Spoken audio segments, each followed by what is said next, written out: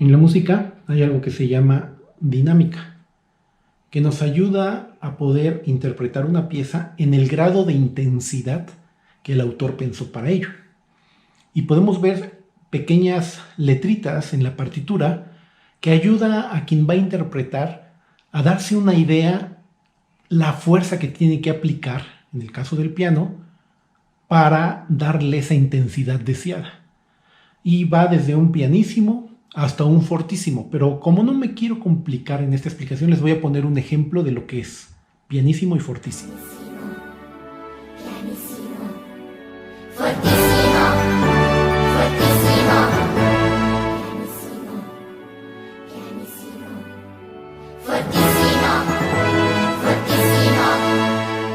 En la vida también la vivimos con diferentes intensidades. Puedes estar bien, pero puedes estar feliz, pero puedes estar extasiado, jubiloso, o puedes estar mal, o puedes estar triste, o puedes estar deprimido, decepcionado, en la lona.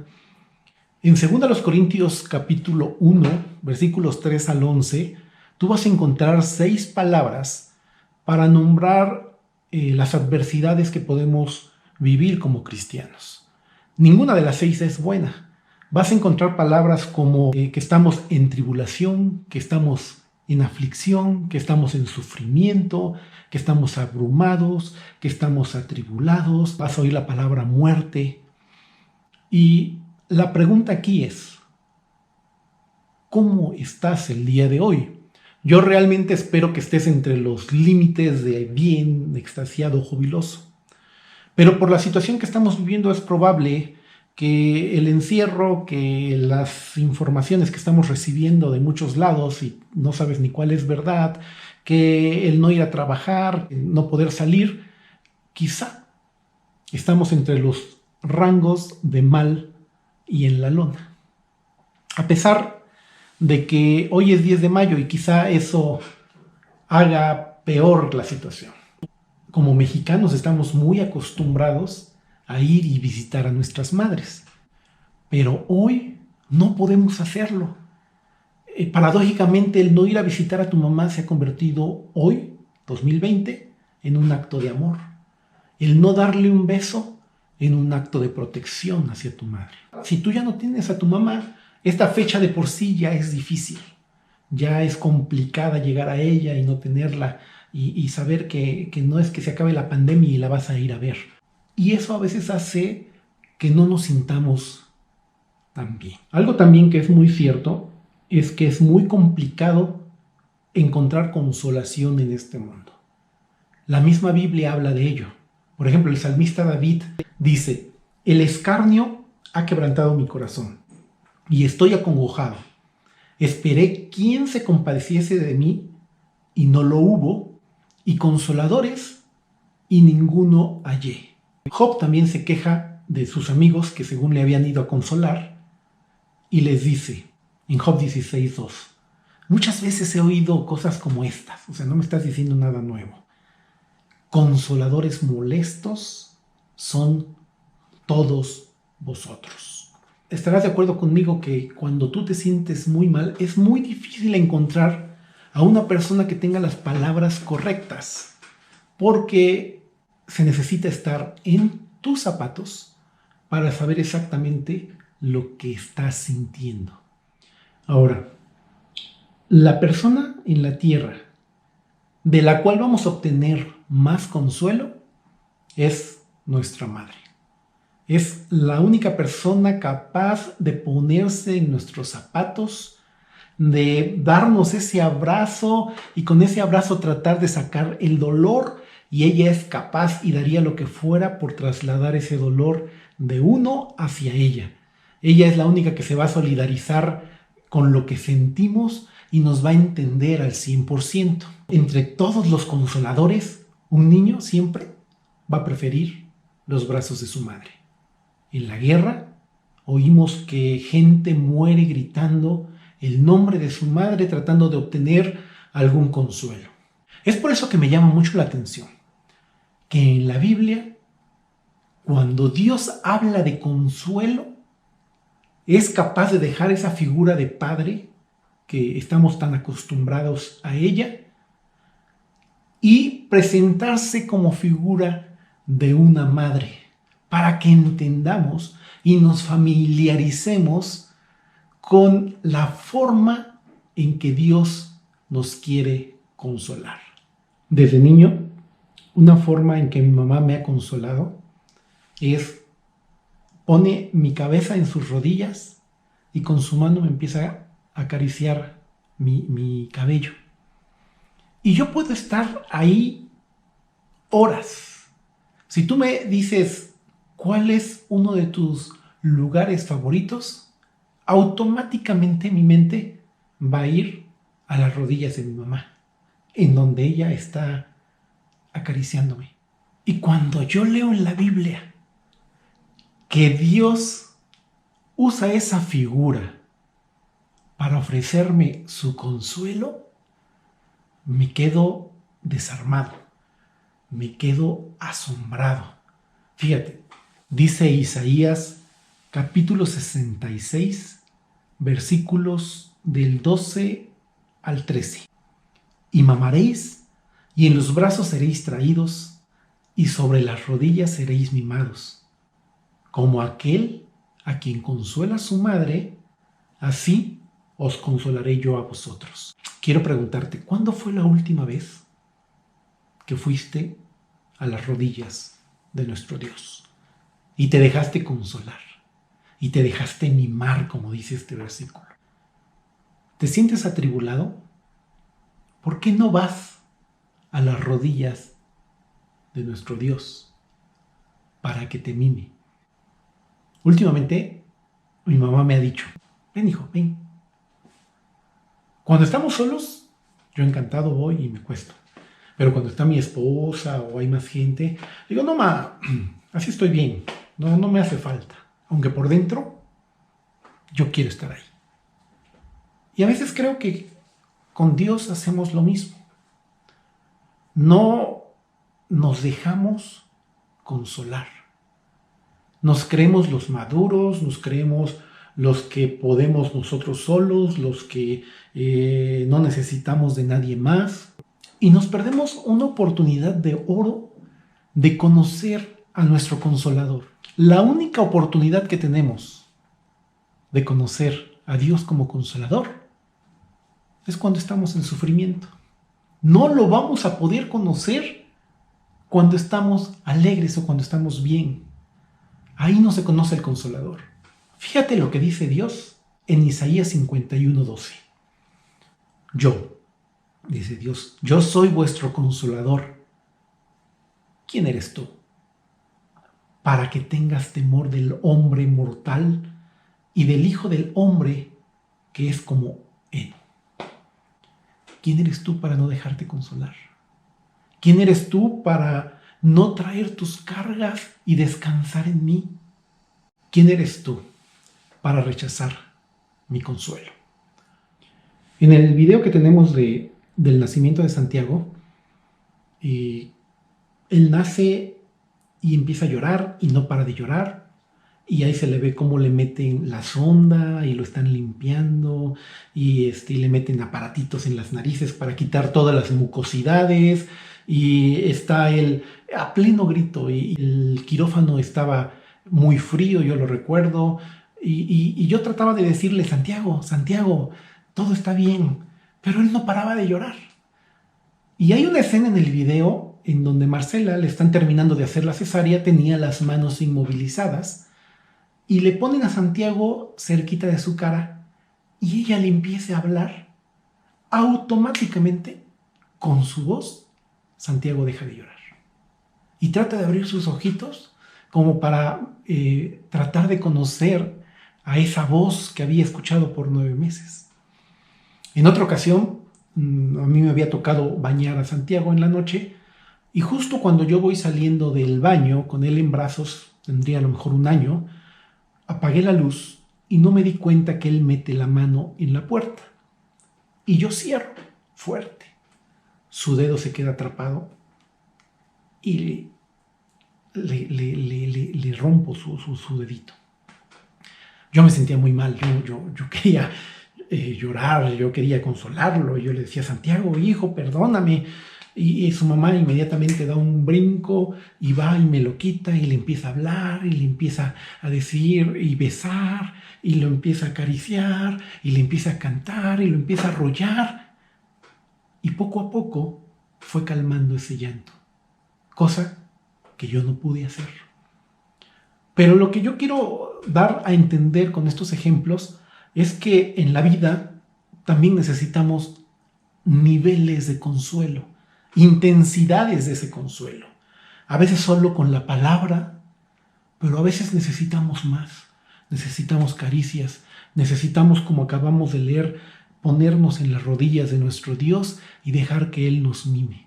En la Biblia encuentro que Dios a veces nos quiere dar un fortísimo consuelo, que es el título del mensaje de hoy. No es un consuelo normal. Como la intensidad en la música, también Dios varía en la intensidad del consuelo que nos quiere dar. Dice Hebreos capítulo 6, versículos 17 y 18, por lo cual, queriendo Dios mostrar más abundantemente a los herederos de la promesa, nosotros, la inmutabilidad de su consejo, ¿sabe? Lo que Él dice no cambia, interpuso juramento, Dios jurando, para que por dos cosas inmutables, en las cuales es imposible que Dios mienta, escucha, tengamos un fortísimo consuelo, los que hemos acudido, nosotros, para asirnos de la esperanza puesta delante de nosotros. Al igual que una madre, Dios sabe que el consuelo a veces tiene que variar. En esta ocasión, quiere darnos un fortísimo consuelo. Lo que nosotros creemos que debería ser el consuelo es que Dios quitara el dolor y quitara la prueba y nos allanara nuestro camino y nos hiciera la vida un poco más fácil y nuestro camino un camino de flores, pero no es así. Dios quiere que en medio del dolor, en medio de la prueba, en medio de la tribulación, conozcamos un fortísimo consuelo. ¿Cómo es ese consuelo? Ese consuelo es a través de dos cosas. Dos cosas que dice la Biblia inmutables, es decir, que nunca han cambiado y nunca cambiarán. Esas dos cosas las vemos en el versículo 17. Dice, por lo cual queriendo Dios mostrar más abundantemente a los herederos de la promesa la inmutabilidad de su consejo. Primera cosa inmutable que tenemos es su consejo. Segunda cosa, interpuso juramento. Segunda cosa, Dios hace un juramento. Y ahorita entenderemos por qué Dios quiso hacer ese juramento.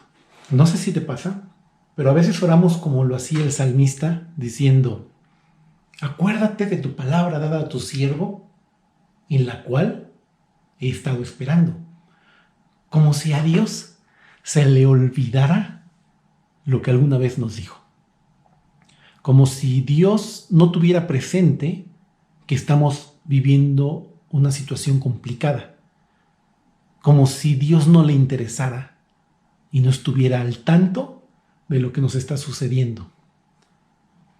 Pero ¿qué es lo que hace que oremos así?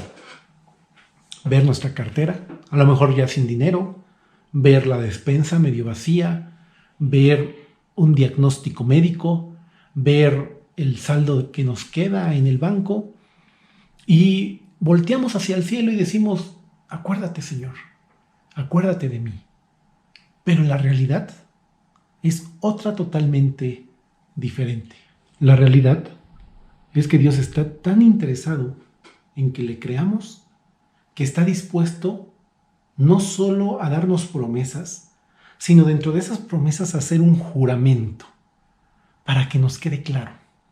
¿Por qué jura Dios? Él lo hace para que dentro de nosotros podamos estar más tranquilos y podamos estar más seguros de que lo que nos está diciendo se va a cumplir.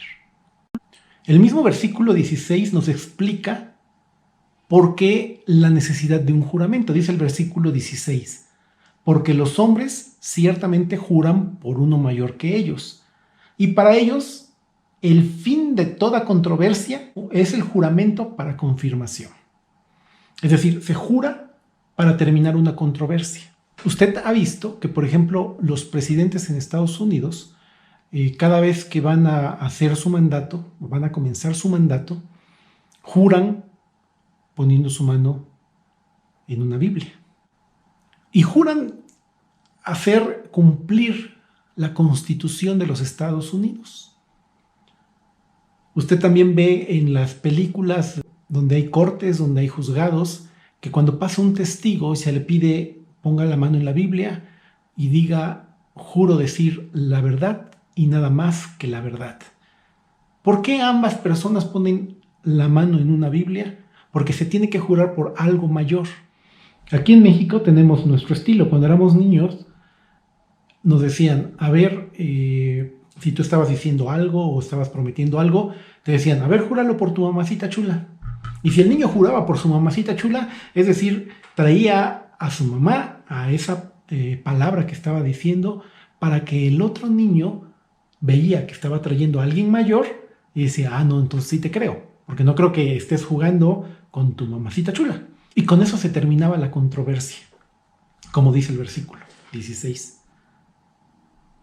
Sin embargo, Dios no necesita jurar, pero lo hace porque sabe que necesitamos certeza, porque sabe que en ese tiempo que va a dilatar sus promesas, quiere que estemos bien seguros de que lo que Él dijo se va a cumplir.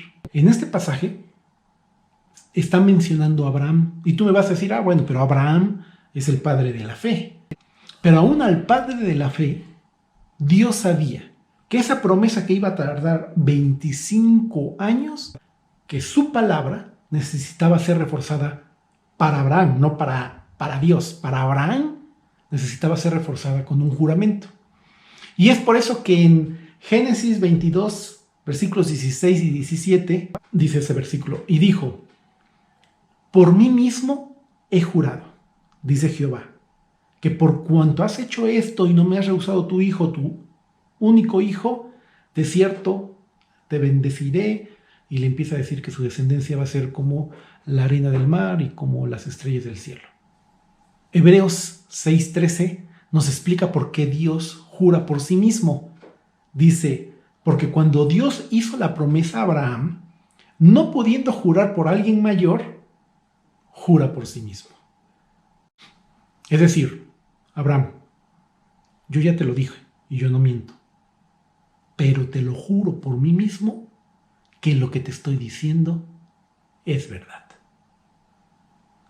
Esta mañana, ese consuelo que Dios nos quiere dar como una madre, ese consuelo fortísimo, está basado en dos cosas: su promesa y su juramento. A lo mejor va a tardar 1 año, 2 años, 5 años, 20 años, 25 años, como es el caso de Abraham.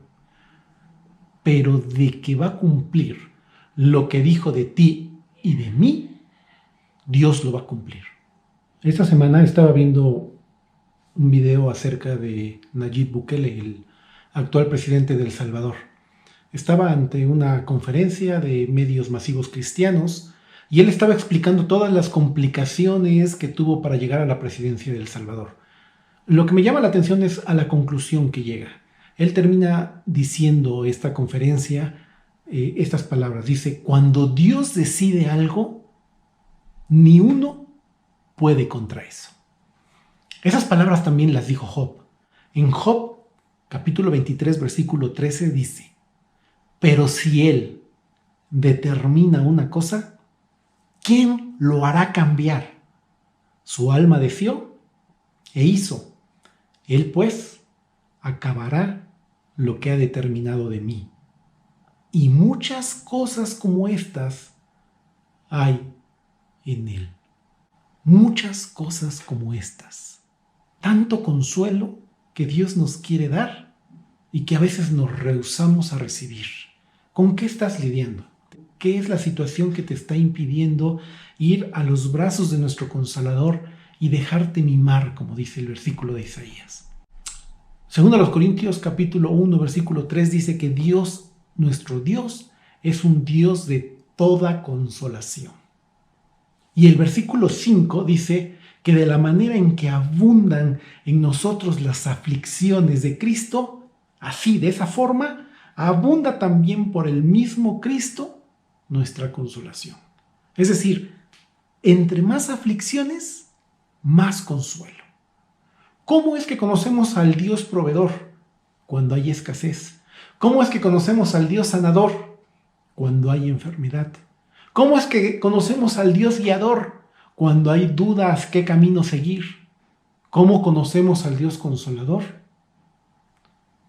Cuando estamos viviendo un periodo de aflicción. Vamos concluyendo. Tenemos dos cosas inmutables que Dios nos ha dado esta mañana: su consejo o sus promesas y su juramento.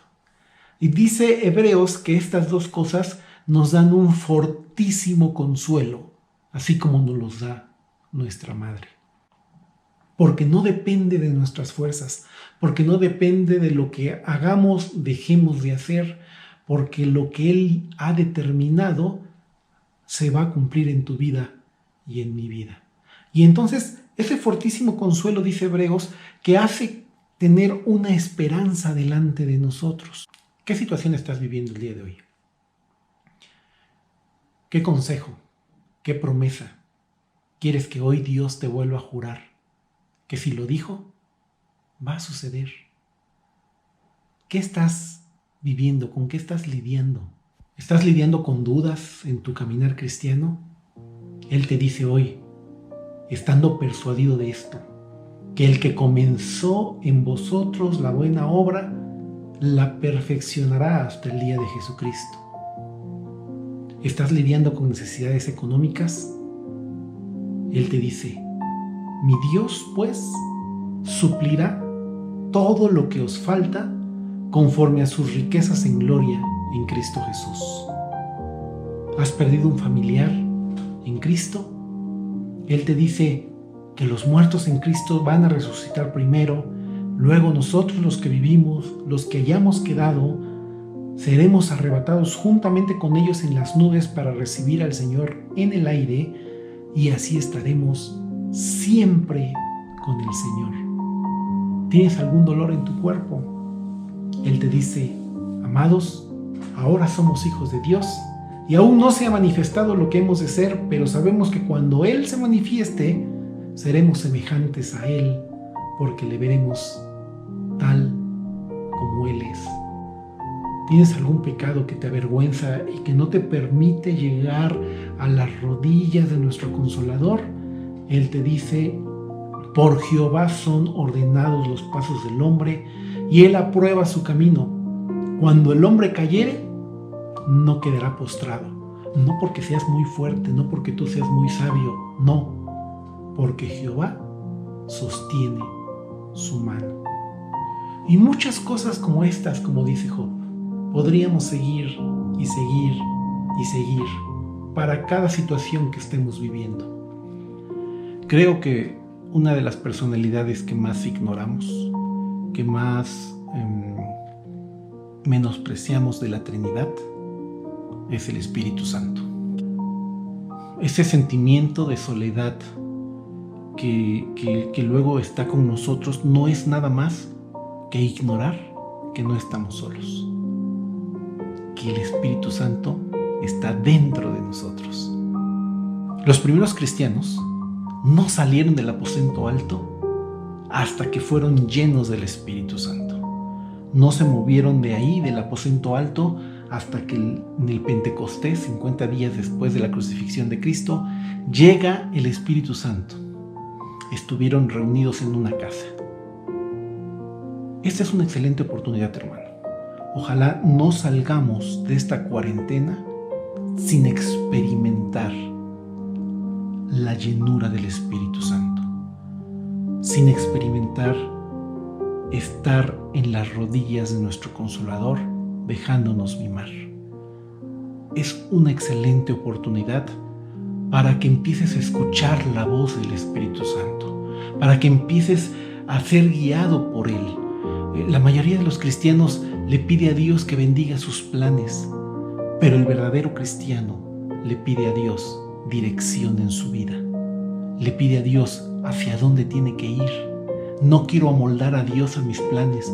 Yo lo que quiero es que Dios me guíe hacia donde Él quiere que yo vaya.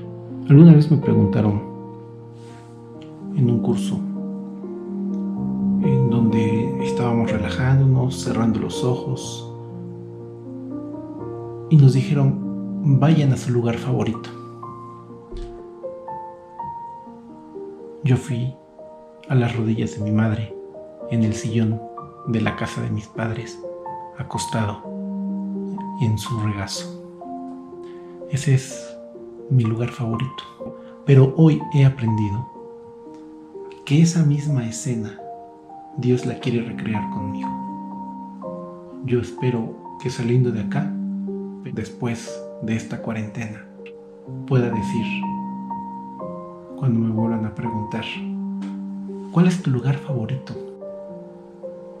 Es estar a los pies de mi Consolador, dejándome mimar, recibiendo ese fortísimo consuelo. Dios te bendiga.